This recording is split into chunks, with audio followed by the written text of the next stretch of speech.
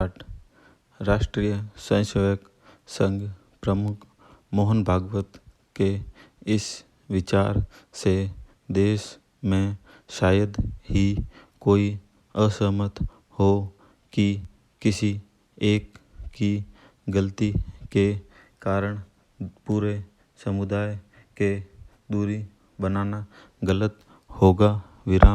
Corona संक्रमण काल में देश के कुछ हिस्सों में कुछ लोगों द्वारा की गई गलतियां सबने देखी हैं।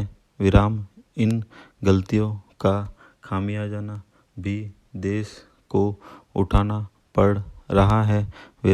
लेकिन ये भी सही है कि गलतियां करने वालों को ही सजा दी जानी चाहिए। उनकी गलतियों की सजा पूरे समुदाय को देने का तर्क शायद ही किसी के गले से उतरे। देश की ही नहीं, समूची दुनिया इस समय संकट के भीषण दौर से गुजर रही है। ऐसे दौर से पार कर के लिए एकजुटता बेहद जरूरी है।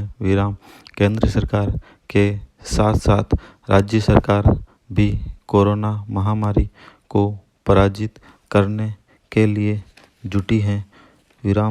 कोरोना से जंग के इस दौर में अलग अलग जगहों से डॉक्टरों, स्वास्थ्य कर्मियों और पुलिसकर्मियों पर हमले की खबर भी आ रही है।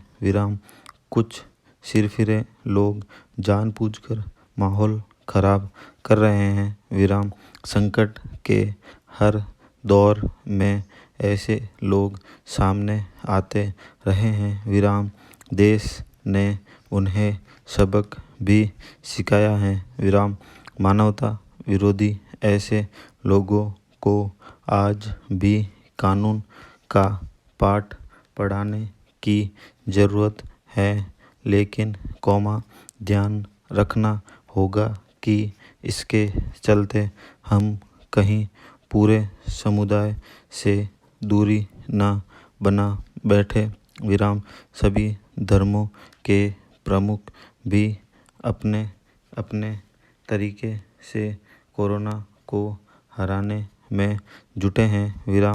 बात चाहे सोशल डिस्टेंसिंग की हो या जरूरतमंद को मदद पहुंचाने की। समाज का हर वर्ग आगे आ रहा है। तन से भी, मन से भी और धन से भी। इस भावना को आगे बढ़ाने की जरूरत है।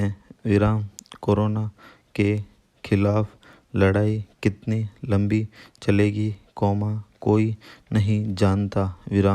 ऐसे समय में भागवत का बयान हमारी एकजुटता को और मजबूत करने वाला होगा। राजनीतिक दलों के बारे में सामान्य धारणा यह रही है कि वे हर हाल में अपना फायदा तलाशने हैं। लेकिन आज के हालात में सभी दल अपनी जिम्मेदारियों को समझते हुए सांप्रदायिक सद्भाव को बढ़ाने में सहयोग कर रहे हैं। उनकी ये सोच देश को संकट की घड़ी से निजात दिलाने में मददगार साबित होगी। दुनिया के दूसरे देशों पर नज़र डाली जाए तो हम अब भी बहुत सुरक्षित हैं। सीमित संसाधनों के सहारे इतने बड़े संकट का मुकाबला कर रहे हैं तो इसके पीछे विश्व बंधुत्व की हमारी प्रबल भावना ही है। भागवत की एकजुटता की बात को सभी राजनीतिक दल और धर्मगुरु आगे बढ़ाए और कोई कारण नहीं कि हम कोरोना से जीत ना सके। विराम। जरूरत इस समय अफवाह से सावधान रहने और समाज विरोधी लोगों के साथ सख्ती से निपटने की भावना है। यह समय पुराने जख्मों को भरने के रूप में भी काम आ सकता है। विराम। बेवजह बनी दूरियों को पाटने का एक मौका हमारे सामने है। विराम।